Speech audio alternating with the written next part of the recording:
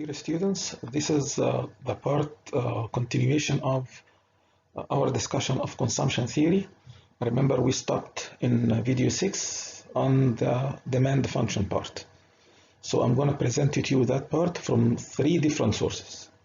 This is one of them, which is video, which is my Sherin document that I made on PowerPoint. And also I'm going to go through chapter 3 that is made by my friend, and also I'm going to go through a new document that I just uploaded called the supply and the demand analysis. In that part we will cover demand only, because supply will not be in our course this semester, but inshallah will be in our course next semester. As I said here, this part must be accompanied by chapter 3 for better understanding, and it also must be accompanied by the chapter that I just uploaded, the PowerPoint chapter on supply and demand. What is a demand function? As it says here, the demand function, these are my wording, remember. Okay, this is not in textbooks. So this is the thing that I should be writing on the board and you should be writing behind me.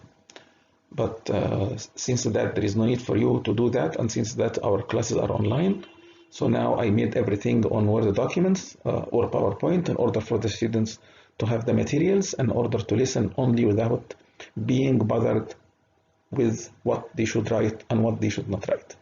What is a demand function? Actually, demand function has so many names. It has demand function, demand curves, demand schedule. All of them are the same thing. Okay, demand function, it means that you are expressing the demand of the consumer in a mathematical form, in a functional form. Demand schedule, it means that you are talking about the same thing but showing that in a table. Demand curve, it means that, or demand line, actually we will have the straight line as we will see, but we call it demand curve. It means that we are talking about the same thing, which is the demand of the consumer, but graphically, using a two-dimensional graph. So what is a demand function, or demand schedule, or demand curve? They are all the same thing. A demand function is a relationship between the quantity demanded of a certain commodity, whether it is a good or a service, and the factors or the variables that affect that quantity demanded. So in that function, we will have quantity demanded, let us say, of tomatoes, is a function of factors that can affect how much people demand of tomatoes. And as I said here, another name for that demand function is demand schedule. If you express that relationship in a table, putting the price of the commodity, the own price of the commodity, on one column, and putting the quantity demanded of that commodity on the other column, in that case you are expressing that as demand schedule. Demand curve, it means that you are graphing this relationship, putting the quantity demanded horizontally and the own price of the commodity vertically. Okay? Mathematically, this is the demand function.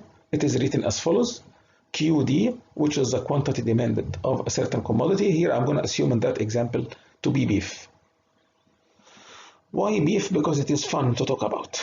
Okay, so here we're talking about our example, our commodity beef, so in that case, this will be the quantity demanded of beef.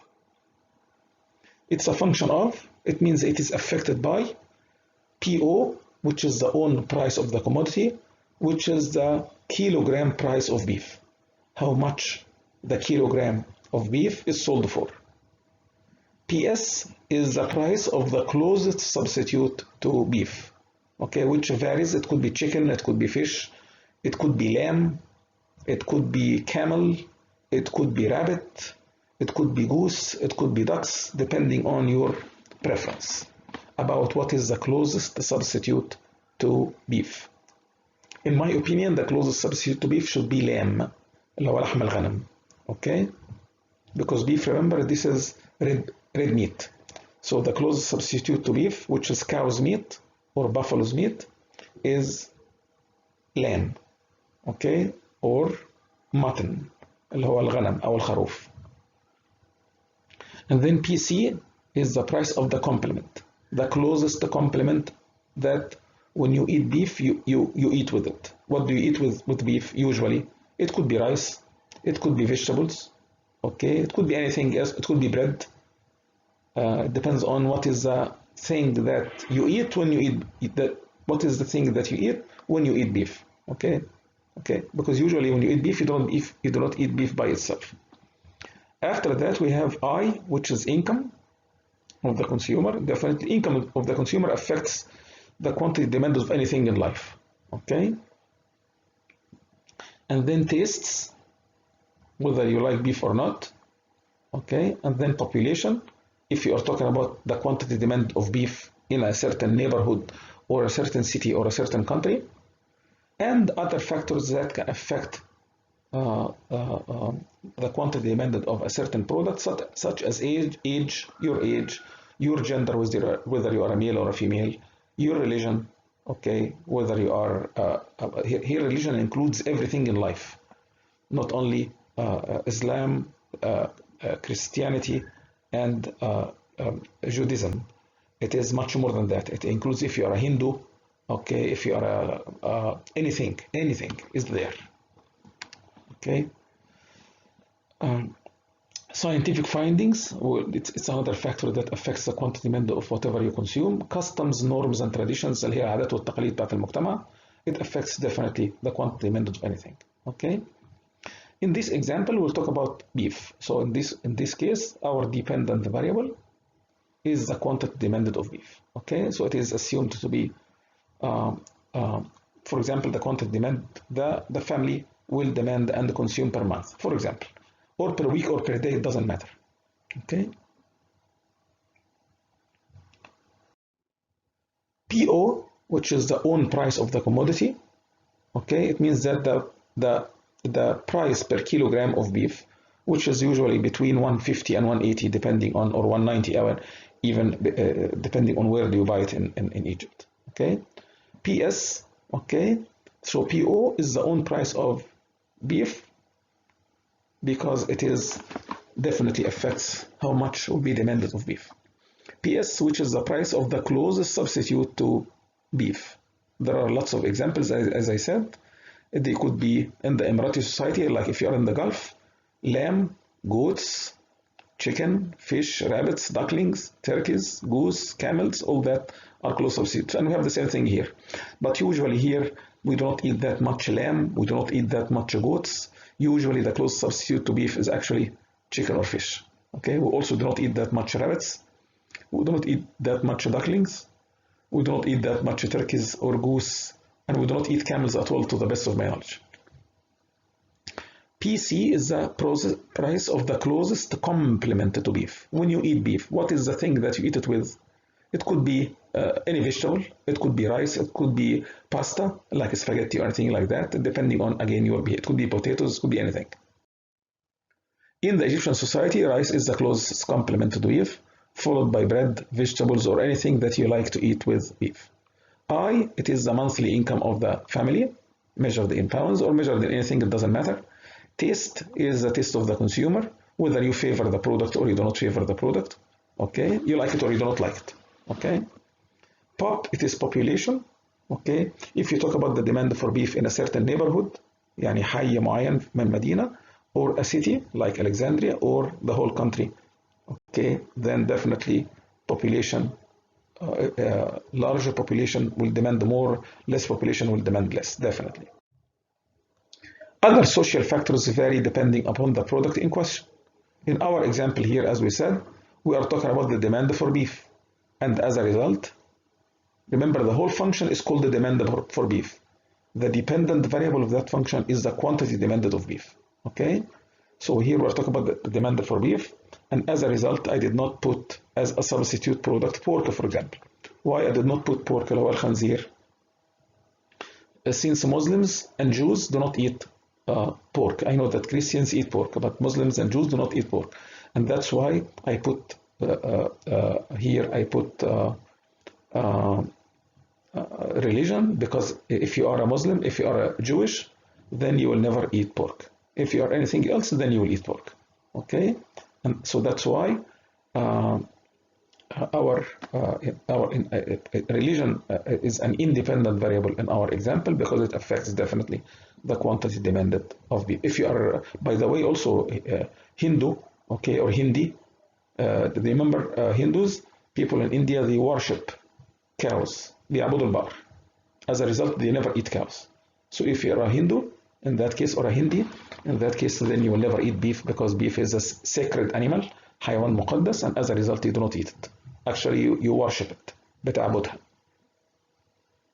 Age may affect the quantity demand of beef also, since usually older people do not consume a lot of beef for health reasons. Okay, if you look at a person like me, very old compared to you, then whether I like beef or not, yes, I like beef very much. But the question is, at my age, is it recommended for me to eat? I can afford it. I have the money, I have the income, and I like it. Okay, but the question is it good for me to consume? I think 1 million times before I consume beef, because I know that it adversely affects my health. Okay, so age here might be. Or again, usually young people eat beef because it contains a protein, animal protein, and animal protein is very important to build your muscles, especially for males. Okay, but again, we cannot say that as person goes up, the quantity demanded of beef goes down, because sometimes, remember, as you age, usually you are richer than before, probably you are young, and you want to eat beef, but you don't have the money. Okay, so here we will talk about this relationship later on. Gender, whether you are a male or a female, may affect the demand for beef, since usually males eat more beef than females. Why? Because usually males in general eat more compared to females. That's number one. Number two, animal protein is very important in building muscles, and the males care about building muscles more than females. Customs, norms, and traditions, العادات والتقاليد والأعراف, okay, of the society, can also have an impact on the quantity demanded of beef, since some societies never eat rabbits, okay, for example, or goose, اللي هي الوز, or else camels or whatever, okay. Some other societies, such as India, people worship the cow and they cannot eat beef. I told you that already. In some other societies, there are vegetarian people. They do not eat in general any beef or any meat of whatever kind. Okay, in that case, you will never demand beef at all, and so on. So we were talking, sorry, I stopped the video for some time, and I'm back, so I don't know where I was. We said that we have the quantity demanded as a function of a number of variables. The quantity demanded for beef is the dependent variable of the function, and all of the variables to the right of the word f are the independent variables of the function, which means that when one of them changes, okay, everything else remains unchanged, then the quantity demanded should change accordingly. Remember, we do comparative static type of analysis, ceteris paribus, all the time. We change one independent variable, holding the other independent variable constants, and then we see what is the impact of that on the dependent variable, which in that case, in the demand function, the quantity demanded. We call all of the variables to the right of the word f, we call them demand determinants. Okay? محددات الطلب. Okay? If you take the own price of the product away from that demand determinant thing, then the remaining variables to the right of the word f are called demand shifters. بنسميهم ناقلات الطلب. Okay, I will explain that later. Actually, not only in this video, it will be explained also in other videos, because I need to show you graphs of that thing. What is the difference between a change in demand and a change in the quantity demanded? And I cannot show it here, but here I just want to make sure that you understand the basics before I proceed with the analysis. Okay, so all of the variables to the right of the word f in the demand function are called the demand determinants. Okay, now if you take the own price of the product away, which is PO, and you talk about the remaining independent variables, the remaining independent variables are called demand shifters. Okay, we will understand that later on when we talk about graphs. Now I want to know the impact of each of these demand determinants on the quantity demand of beef. I want to change one variable at a time, holding the other independent variables constant, and see what will happen to the quantity demanded. Okay, the first one, the own price of the product. Here we have a negative relationship between the own price of the product and the quantity demanded. We call it the law of demand. Okay, what is the law of demand? they tell you that holding other variables constant, we have an inverse or negative relationship between the price of the product and the quantity demanded. As the price of the product goes up, the quantity demanded goes down, and as the price of the product goes down, the quantity demanded goes up. Again, ceteris paribus, which means holding all of the other variables affecting the quantity demanded constant in our story. And we call that relationship, the negative relationship between the price of the product and the quantity demanded, we call it the law of demand. Please note that in the theory of demand, we assume that, not we assume that, it is actually correct. It is an assumption, it is a correct assumption. We assume that the price of the product is the independent variable, okay? And the quantity demanded is the dependent variable, which means that when the price changes, the quantity demanded changes accordingly, and not the other way around. If somebody is confused, because the reason you are confused, because you're going to tell me now, don't you think that when the quantity demanded changes, the price will change? And I'm going to tell you, yes, but it is not the quantity demanded. It is when the demand changes, the price will change. Okay? Because there is a big difference between the demand for a product and the quantity demanded of a product. Big difference. They are not the same thing. Okay? So let me repeat that. The quantity demanded is not the same as the demand. The quantity demanded is the dependent variable in the demand function. The demand function is composed, which is the demand, is composed of so many variables. One dependent variable, which is the quantity demanded, and a number of independent variables, which is the own price of the product, the price of the closest substitute, the price of the closest complement, taste, income, population, and so on. Okay, so the law of demand states that as the price of the product increases, ceteris paribus, everything else remains unchanged, the quantity demanded is expected to decrease, and vice versa, which means that as the price of the product decreases or the own price decreases, the quantity demanded will increase, again, ceteris paribus. Now we look at the other variable. We're going to show that graphically, inshallah, in some other videos, because we don't have it here. Okay, because all of this relationship must be shown on graphs, two-dimensional graph. As the price of the substitute changes ceteris paribus, again, all of the other variables to the right of the word f remain constant. Okay, if the price of the substitute goes up, the quantity demanded is expected to increase. And if the price of the product, the price of the closest substitute decreases, then the quantity demanded is expected to decrease. Why is that? Okay, let us say that lamb, for example. Suppose that the price of lamb went up. Lamb is a close substitute to beef. Then what will happen to the quantity demanded of beef? It will go up. Why? Because lamb now is relatively more expensive than beef. The price of lamb went up, the price of beef is the same. So as a result, now beef is more better for the consumer to consume compared to lamb. Why? Because the price of lamb, when the price of lamb goes up, lamb is a close substitute to beef. When the price of lamb goes up, then the quantity demanded of beef will go up, and vice versa. If the price of lamb goes down, then people will, rather than they consume beef, they will consume lamb. In that case, the quantity demanded of beef will go down. So when the price of that closest substitute goes up, the quantity demanded goes up of the products we are talking about, and if the price of the closest substitute goes down, the quantity demanded of the product we are talking about will go down in the same direction. Remember here, our demand function here in our story and our example is the demand function for beef. Please do not forget that. We are talking about the demand function for beef. Okay? So when the price of the closest substitute, which is lamb, goes up, the quantity demanded for beef will go up. When the price of the close substitute lamb will go down, then the quantity demanded for beef will go down. Again, everything else assumed to be held constant at the time of analysis or ceteris paribus. Now, what about complements? Complements is exactly the opposite. Okay? When the price of the closest complement goes up, let us say vegetables, for example, or rice, goes up, then the quantity demanded of beef will go down. Now, let us say rice is very expensive. Let us assume that rice is the closest substitute. Rice is very expensive, okay, or became expensive. In that case, because it goes with beef, then the quantity demanded of beef will go down, and the vice versa. If rice is cheap, or the price of which went down, then the quantity demanded of beef will go up because now they go together. Okay.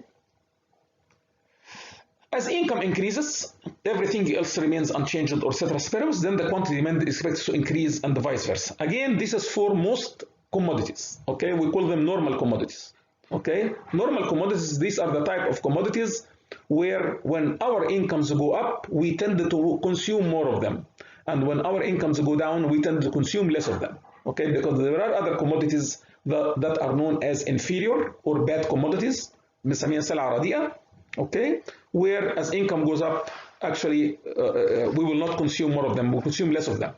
For example, let us say, I'm gonna talk about that later on when we talk about, I don't want to confuse you for now. But in general, for most commodities and the most services, as the income of the person goes up, the quantity demand of anything will go up, beef or not, because they are normal commodities. If income increases, what does it mean if taste increases? What does it mean taste? It means you favor the product. You are more in love with the product compared to the case before. Okay? In that case, if you favor beef, if you like beef very much, then as taste goes up, as the level of your favor go up, then the quantity demanded is expected to increase and the vice versa. Okay? If you hate beef, then you will definitely, the quantity demanded of beef will go down. Okay? Again, ceteris paribus, everything else remains unchanged. Like any demand function, like anything in life, if population goes up, ceteris paribus, then the quantity demanded of anything will go up. If population goes down, then the quantity demand of anything will go down. Why? Because more people are demanding the product. That's normal, okay? In any country of the world. For other social factors, the impact depends on the product in question. Now, suppose I want to know what will happen, let us say, for example, if religion changes, okay? Okay, or gender. For example, here I put in our case, let us talk about beef, because our example is beef. In religion, I told you about, if you are Hindu, then you do not consume beef altogether, okay? So your religion affects that type of thing, okay? There are also some types of, by the way, guys, religious people in general, from all over the world, given whatever religion they have, usually they do not like to eat animals because they consider killing animals is an action of cruelty. عمل يعني بربري, barbarian act. So in general, they do not eat animals in general. They do not eat beef or anything else, or lamb or camels or anything at all. They do not eat animals at all. I'm talking about religious people from all over the world, Muslims or Christians or Jews or in any other religion, okay? Because it is considered a barbarian act. You eat an animal. So religion has an impact for sure, okay? And definitely in our story, pork, if you are a Muslim, pork is not a substitute for beef, despite that it is a close substitute for beef if you are a Christian, okay? And the same thing applies for Jews, by the way. Okay, Jews do not eat pork at all. Okay, pork اللي هو الخنزير. Okay? Let us talk about gender. If you are male, you are expected to eat more beef compared to than you are a female. Okay? But again, this doesn't apply to everybody. But this is again in general, as I said that. Okay? Because usually males eat, they like to be, animal protein is very important to build the muscles, and usually males care very much about building muscles. If you talk about age as a factor that affects the quantity demanded for beef, in that case, in general, older people demand less beef compared to young people. Okay? But some other people might argue, why older people? Because usually they are sick already and eating red meat is not healthy for them. But some other people might argue that older people are in general richer than young people. So the richer you are, the more beef you will demand. Okay? But again, the argument, it depends on the population that you study. Other norms and customs and like norms and customs and traditions. For example, in our society in Egypt, the quantity demanded of beef, I do not consider, for example, camel to be substitute for beef. Definitely not. Okay? Because people here do not eat camels in Egypt. But in the Gulf states, camel is widely eaten by the citizens of the Gulf states. Okay? Also, I know that a lot of you probably never ate rabbit in your life or goose. I've never had a goose in my life. Okay? وزة, عمري ما أكلت وزة في حياتي. Okay? But I ate rabbits. Okay? But very rarely. Ducklings, I ate ducklings, but again on and off. I do not like them in general. But compared to goose and rabbits, I eat ducks more than I eat rabbits and goose. So again, it depends on what other scientific findings, as we said. Let us say that, for example, the reason because I'm now demanding less of beef is because I read an article telling me that eating red beef will cause a high cholesterol level in my blood. Okay, this is a scientific finding that resulted in me consuming less red meat. Okay, and so on. Okay, now I want to differentiate between two things. Okay, again, we're going to go back to that story when we go through chapter 3 and we go back through the supply and demand chapter that I just uploaded moments ago to your documents. Okay, because it is actually excellent. There is something called, as I told you, remember when I said we in economics, we say that when the own price of the product changes, ceteris paribus, the quantity demanded will change. And I told you that we consider the price of the product to be the independent variable and the quantity demanded of the product to be the dependent variable.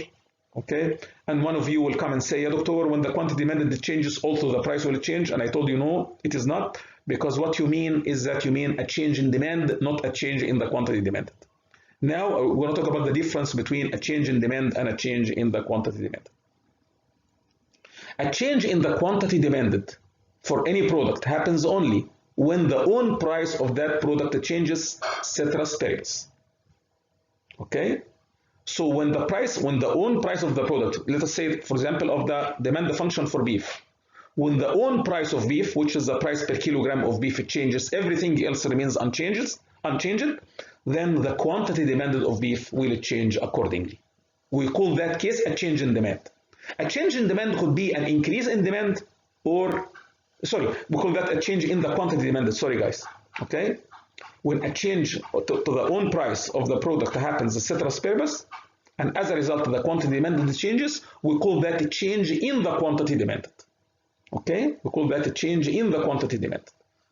So a change in the quantity demanded could be an increase in the quantity demanded, which happens when the price of the product, the own price, goes down, ceteris paribus, or it could be an increase in the quantity demanded, which happens when the price of the product goes down, ceteris paribus.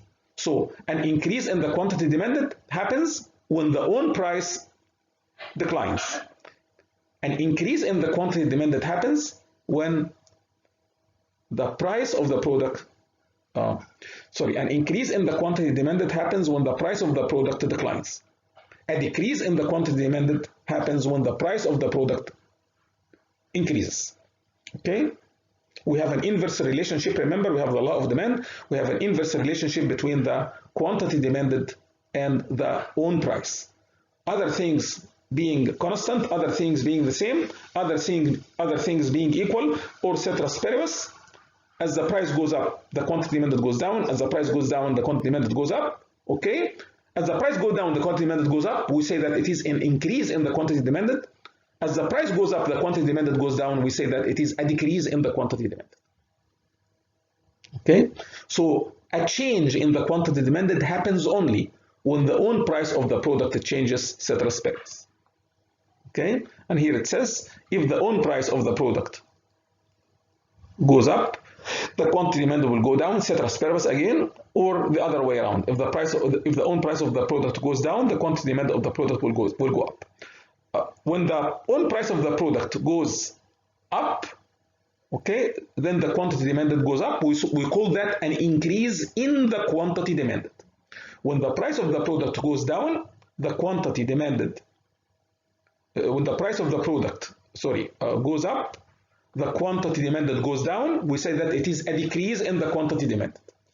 And when the price of the product goes up, the quantity demanded goes down. We call that a decrease in the quantity demanded.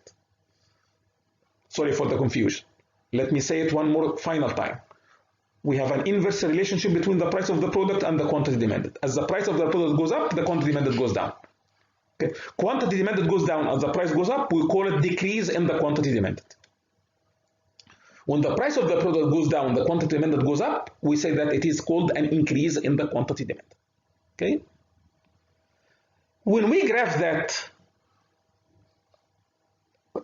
demand, by the way, we put the quantity demanded horizontally and the own price vertically. Here there is something else. Remember, the quantity demanded is a function of the price. Is a function of the price.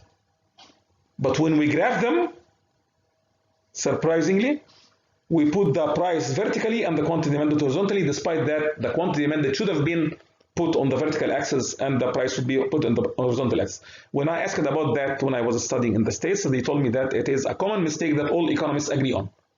Why do they do that? This is the only thing in economics probably that I do not understand, I do not know. But they say that commonly all economists agree that despite that we say the quantity demanded is a function of the price of the product, when we graph that demand relationship, we put the price vertically and we put the quantity demanded horizontally. And this will be the demand curve in that case. This is called the demand. Showing invert, whether it is linear or curve, it doesn't matter, but it looks like that. Okay. Now, when the price of the product goes up, let us say this is the original price, and this was the quantity demanded. When the price went up, okay, as you can see, the quantity demanded will go down from here to here. Okay, this movement from this point to that point, remember the price went up to the quantity demanded, sorry, this movement, okay, remember when the price went up, this is the original price, okay, and this is the original quantity demanded. This is the new price, this is the new quantity demanded, okay. The price went up, the quantity demanded went down, okay. In that case, we have a movement upward the demand curve. This is called the decrease in the quantity demanded. So this arrow here, this arrow right here is an indication of a decrease in the quantity demand, which is a movement upward the demand curve. If we have the opposite case, we have here the quantity demanded, and here we have the price. When the price was here, okay, sorry, when the price was here, the quantity demanded was here. When the price dropped to here, the quantity demanded increased to here. Okay, this movement downward the demand curve is called an increase in the quantity demanded. So this is increase in the quantity demanded, and this is decrease in the quantity demanded. It happens only when the own price changes, ceteris paribus. Okay. If it is the other way around, as I said, if the own price of the product decreases and as a result the quantity demanded increases, then we get a downward movement along the demand curve. We call it increase in the quantity. This downward movement will be called an increase in the quantity demand, as I showed you in the previous slide. It is important to know that a change in the quantity demanded, okay, whether that change is an increase in the quantity demanded or a decrease in the quantity demanded, it happens only, this is very important, vital, when the own price of the commodity changes, ceteris paribus. So you get a change in the quantity demanded, which is either an increase in the quantity demanded or a decrease in the quantity demanded only when the own price of the product changes, ceteris paribus. Okay? Now we come to the change in demand, which could be an increase in demand or a decrease in demand. It happens when any of the demand shifters, okay, which is any of the when any of the independent variable changes except the own price of the product. Now the whole demand will either shift to the right or shift to the left. If the demand curve shifts to the right, we call it increase in demand. If it shifts to the left, we call it decrease in demand. So here, but if any other factor, that is anything other than the own price of the product changes, the whole demand curve will either shift to the right, we call it increase in demand, or shift to the left, we call it decrease in demand.